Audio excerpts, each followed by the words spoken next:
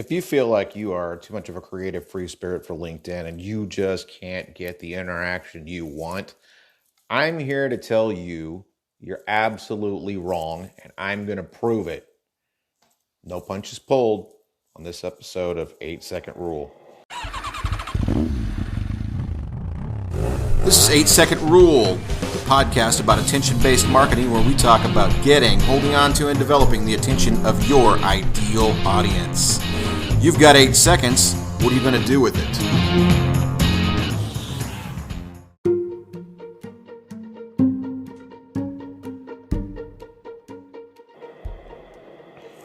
I am Mark Morris, Mark R. Morris Jr., the bull rider of copywriting. And if you don't know what that means, find me on LinkedIn and take a look at my About section that will explain everything. It is about the rodeo and the 8 seconds a cowboy has to stay on the back of a bull. So that's about how much time you've got to catch someone's attention on any type of social media, LinkedIn included. And I am going to have one of my special friends on here on this episode, Liz Riffle. She's one of my favorite people on LinkedIn. She produces some of the most engaging, fun, funny, irreverent content you can imagine. She does fun, different word definitions. She talks about strange events in her life. We're going to talk to her about where she gets her ideas and exactly why she's there, and what her advice would be for other creatives who want to do something a little bit offbeat in what's considered to be a pretty straight-laced platform. Today on 8-Second Rule.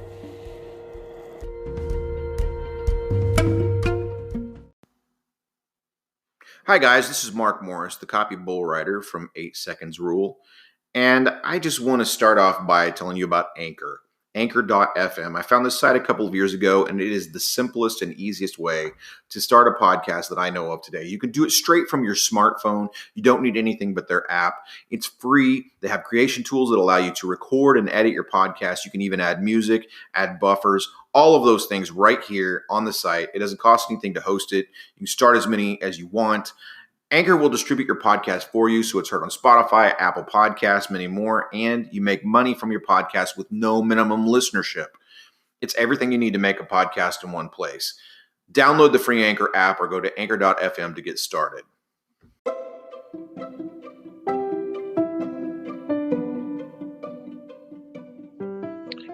Hello. Hi. Hi. All right. Are you there? Yeah. Okay. I think what happened was this is Mark Morris for 8-Second Rule, and I'm here with Liz Riffle, and we just tried to start this interview a minute ago on the Anchor podcast app. And if you're listening, I always try to explain what's going on with the technology and stuff, because I know people are following me trying to learn about podcasting, and I'm learning it. So I think what happened was I tend to have a funky Wi-Fi signal for my phone here in my house. And so I think it interrupted. So if I turn that off and I just run on my data, it's going to be a lot smoother. Because I have a Galaxy S20. So my Wi-Fi hotspot's like, 20 megabits per second minimum. So it does pretty well. So I think we should be okay now. So we talked a little bit. Let's see. So far, Liz, let me just catch the audience up, because I probably won't use the first part of that because it was a little echoey and stuff anyway. You have how many dogs? No, we don't have to talk about that. No, I do want to. I want to include this. It's part of it. I have 18 dogs. And that's because you work in animal rescue. Yes. Very cool. Okay. And so you did. I just wanted to talk to you, though, about your offbeat style and kind of where your ideas come from, because you post some amazing stuff. And as I was kind of reconnecting with you here, I thought of one from the other day that I just found hilarious, which was you said you thought people should go through the grocery store and just like walk up next to someone and shout a random household object at them, or a random office supply. You said office supplies and vegetables worked well. And then you said hole punch. And the image I got was like of you like calling someone a hole punch. And I was like, that's a pretty good epithet, really. I mean, you stupid hole punch. I mean, that's like borderline obscene right there. It's pretty funny. I laughed about that for a good 3 or 4 minutes after you put it up, and I was like, oh my gosh, that's funny. I know she didn't mean it like that, but that's hilarious. So just kind of tell us what it is you do and kind of where it comes from. Oh, well, apparently I post borderline obscene messages. But you know what I mean? It's like one of those, it's like a substitute cuss word, isn't it? Hole punch? I mean, that's Yes, pretty good. yes, and If you, that's the I thing like is, to say murder so scratchers or son of a biscuit maker if my kids, so but that's the hole punch, thing. that'd be one. I love to swear, Yeah, I do but too. obviously, when you're in relatively polite society, they kind of frown on it when Yeah, you know, call yeah. somebody a bunch of names. If you're not So Tony Robbins, you can't really get away with the F-bomb very often. yeah, uh, which I will try my hardest to behave myself. Oh, you're fine. Um, You're fine. but yeah, so I'm constantly like, even in my writing, like my characters have an odd mixture of obscenity and non-obscenity when they swear, or because it's just, I don't know, to me it's funnier. Like Mm-hmm. if you're like, you goddamn gold nugget, like, I mean, you just like, people stop and they're like, what did you just call me? Right, right. And you get their attention better than if you were just like, swearing up a blue streak about something. Right. But Agreed 100%. So where do your ideas come from? my brain, um Okay. which I mean, I really, really, it just comes to me. It can be conversations that I have with people. It can be, it is actually a lot conversations I have with people, or things I hear throughout my day that I find funny. Or when it comes to the words that I post on there, it's like, when I'm doing research for something, and Mm-hmm. usually I'm researching something that has nothing to do with what I post about, but somehow I managed to get from researching the mating pattern of crickets to, like, you know that's how they say egg in Tasmania or something. Like, I don't know, just weird, Sure. weird segues. So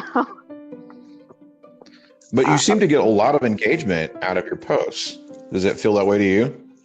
um I guess so. I mean, obviously, if I stare at the numbers and I compare them to other posts where there's 1,000 likes and you know Most of that stuff is so 500,000. generic, though. Yeah, like, I mean, if I worried about that, then yeah, like my posts get a good medium amount of engagement, but that's all I care about. Like, I don't really care whether I have a trending post, or you Right. know whatever. Like, what I care about is, do I get comments on my post that lead to discussion? And it can even, I mean, even if it's a discussion about something that has nothing to do with my post, like, Right. I just want to see people interacting. I want to get to know the people I'm connected to, ultimately, because, we are all there to sell things. Ultimately, I want everybody that, passes by my post to want to buy my book whenever I finally get it finished. But, Well, tell aside, me about your book. What are you writing? so I actually have 3 in various stages of completion. The one that I'm currently attempting to get finished with any sort of luck by the end of the year, is a, I don't really know what you'd call it, a thriller, for lack of Okay. better word. Okay. And there's a part of it attached to my profile for anybody that wants to go and read it. But it's from the point of view of two women who are not related, actually related, but are part of a sisterhood of women. And it basically deals with their interactions together while dealing with, some bad guys and some other things that I don't want to Yeah. disclose. No, I'm not trying to get you to reveal your plot. Is that typical for you? Is that is it a little bit of dark fiction? Is that what you write usually, or? Yeah, I'm kind of all over the place. I've got, No? I have I guess you'd call it a paranormal romance that I wrote a while back, and I may revisit it and kind of clean it up, not clean it up, but polish it up a little bit, and maybe I'll publish it or something. But it's very different from what I normally write. And I also have a post-apocalyptic space western that I'm working on, so that one's a little different. A post-apocalyptic space western. Yeah. That sounds like it'd be right up my alley. Actually, that sounds like fun. Is it Firefly-esque? I have no idea. I've never watched Firefly. Oh my goodness. Okay, well, there's your homework. You got to find that and watch it. It's so good. If you're into that type of thing at all, it is so good. It's very well done, very well produced, very well acted, well written, super sarcastic. I love sarcasm. Yeah, is it Nathan Killian, I think? Yeah, is the guy that's the captain of the ship. And the series is too short. Everyone who watched it basically has begged for it to come back ever since. And then they made a little movie to kind of cap it off, but it didn't really do it justice. So yeah, you need to watch that because that's exactly what it is. I don't know how post-apocalyptic it is, but kind of. I mean, obviously we've kind of abandoned Earth because things are a mess and we're out in the solar systems making our way around. But so it's pretty interesting stuff. Although you might want to wait until you finish your novel so it doesn't color what you're writing. Yeah, that's something I can't do that. I just saw that scene in this movie. So mostly then you're on LinkedIn to try and get readers for your novels? Yeah, I mean, or is it partly people watching? I'm curious. It's a little bit of both. Some of my posts when I talk about things like I've done, what is love? What is death? What is, like, just those kind of vague concepts that everybody knows what they are, or has an idea of what they are, but not everybody agrees on what they are. Absolutely. So I like to post those from time to time to just kind of see like what people say about it, because based on it gives me more fodder, I guess. So when creating characters, I can say, yeah, well, this character believes this. No, nobody's gonna believe that. Nobody believes that. But so it gives. Oh, but they do. Whatever it is, they do. So I use that, and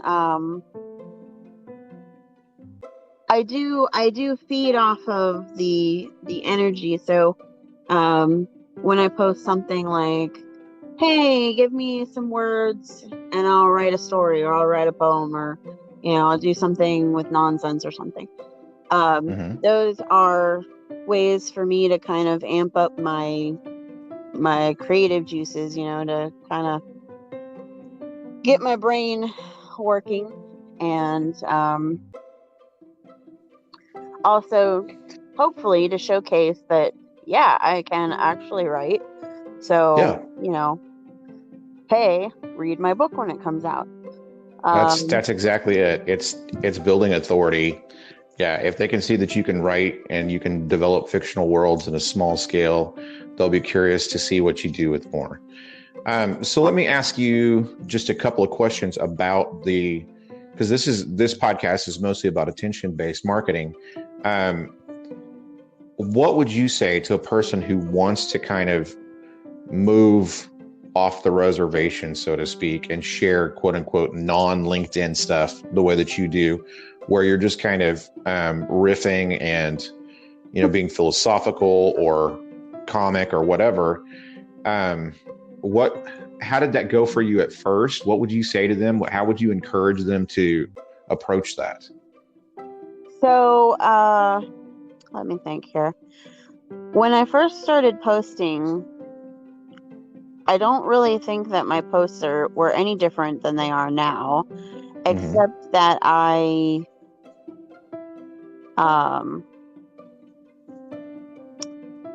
kind of picked up on the stuff that seemed to, like, I learned how to do, I guess, clickbait, really. Yeah, it's true.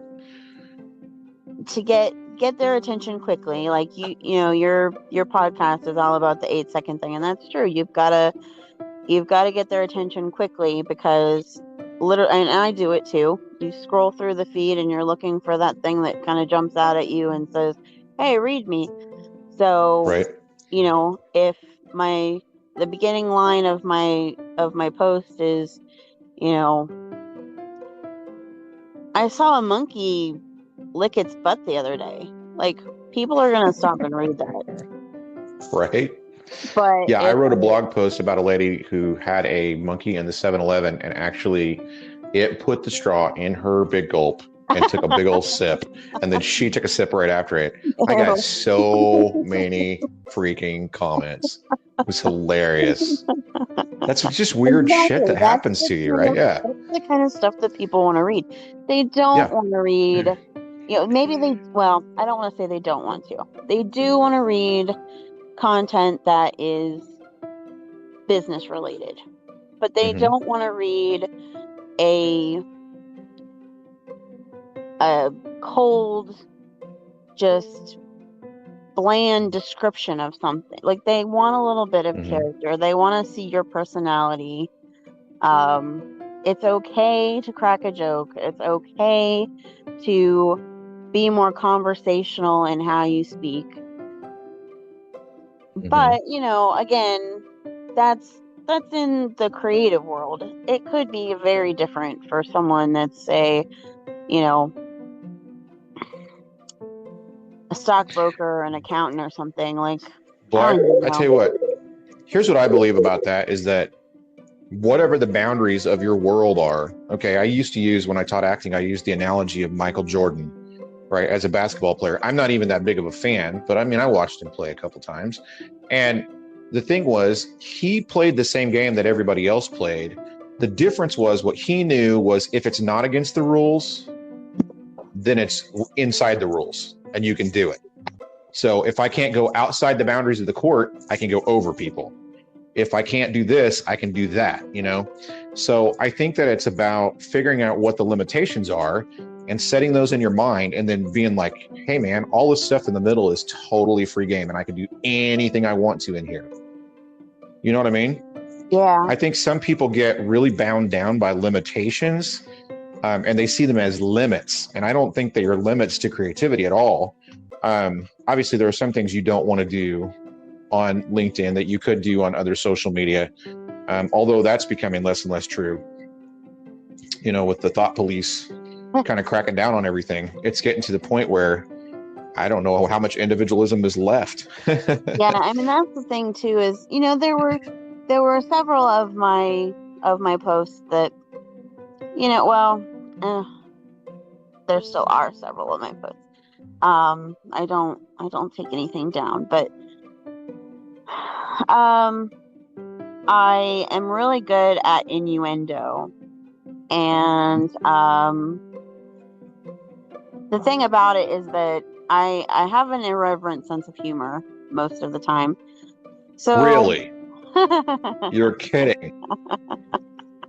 This whole time I thought you were straight so serious. serious, right? I know, I come off that way. It's crazy. Um, but yeah, so I don't take a whole lot of stuff seriously. And so, you know, sexual content, swear words, any of that stuff for me personally is fair game. Um, and I just get a kick out of it.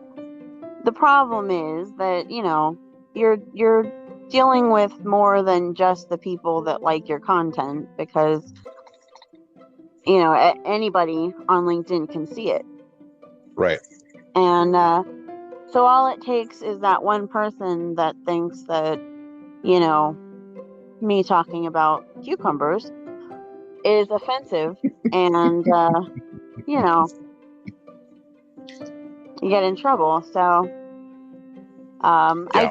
I do try sometimes to watch what I say, and I have toned it down a good bit um, lately because of that, the whole thought police, and it's kind of a bummer because, I mean, it's all meant to be lighthearted, and people like sex, people like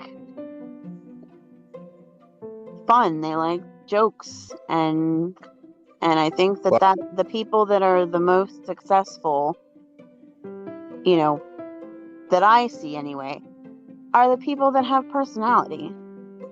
I agree 100%. So we're getting down to 19:30 here in our time, and I wanted to do like 20 minutes. So let me just, another minute or two is fine, but let me ask you one last question. And that is, if I was to say, okay, Liz Riffle, give advice to fiction writers coming onto the LinkedIn profile about getting attention for themselves and their work and kind of building, a little bit of a platform for themselves, what would be the number one thing you would tell them to do? And then what would be the number one thing you would tell them to avoid? Okay, so keep posting, Okay. even if one person looks at it and that's it, and they don't leave. Just keep posting. Keep putting your work out there so that they can see it. Um, that would be my number one thing. Is just keep at it. It takes time to build up numbers. It takes time to build a following, but you'll get there. Okay. And to avoid, that's hard to say because everybody's different. Well, is there something that you tried that just bombed and you were just like, okay, not doing that anymore? And I individual, so that's not necessarily like a cautionary tale, but just what do you feel like was your biggest LinkedIn mistake? Let me say that.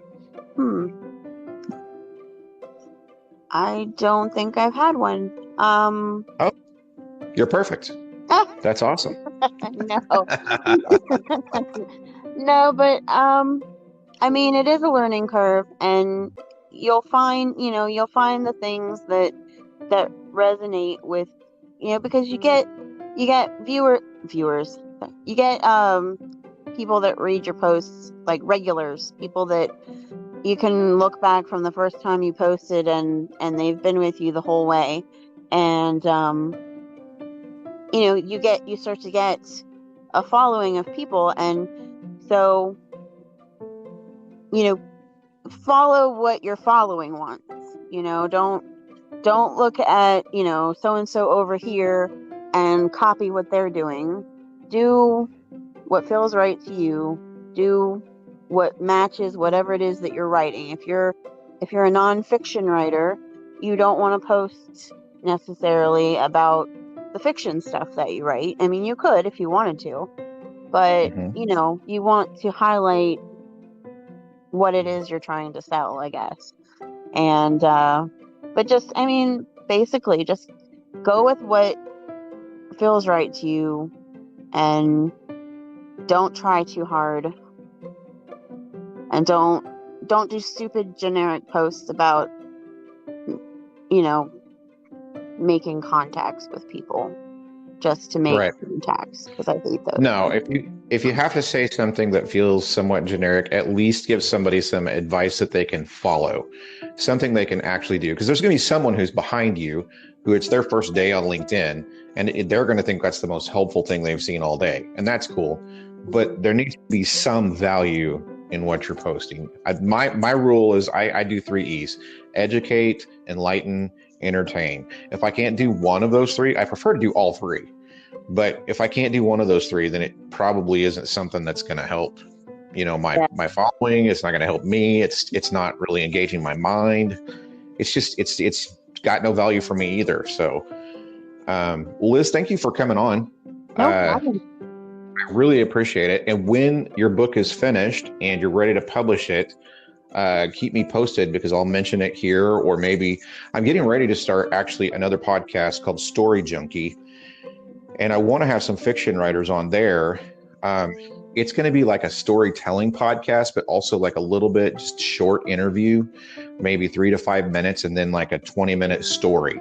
And it can be a life story or it can be fiction. I don't really care, as long as it's a good story. So if you think that you've got something you'd like to tell, once I get that rolling, I would love to have you as a guest. That'd be great. And I probably know some people that would be even better at it than me.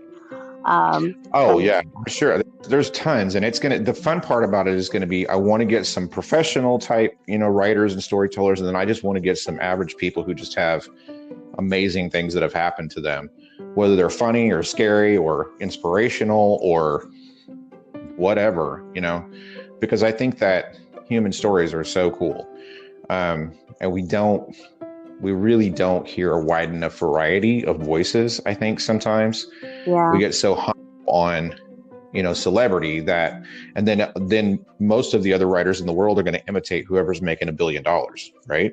right. So it kind of limits things. Well, anyway, that's pretty much all I had planned for tonight. So I really appreciate you taking the time to talk to me, and we will definitely speak again soon, and I'll be seeing you around on LinkedIn. Cool. All right. Thanks, Liz. Have a good night. You too. Bye. Bye.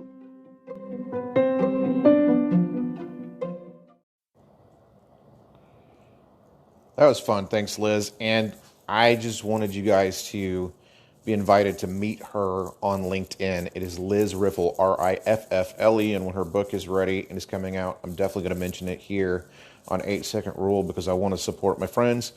And I am so glad to know that people who have a little bit of a different take on things can still succeed on LinkedIn. So it was good to hear from her today. And I am going to tell you about your free tool today. It is Contently.com, Contently.com. And this is a place where you can put together a completely free portfolio and link it to just about anywhere. And especially if you are a writer or a creative of any type, if you have images, if you have words, if you have video, if you have anything, you can kind of link some of that stuff all together. If you've been interviewed in different places and it's kind of all over the web, you can add those things together into your Contently portfolio and show them off. And when you send people there, they will get a great impression of what it is that you do. There's some customization available too. I'm not sure if there's a premium version. I've never needed it, but I've used it for years as my portfolio, and a great place to send people who want links to my writing. So, Contently. So look it up, set it up. It's a great way for you to start helping yourself to establish authority and kind of put all those pieces in one place, all right?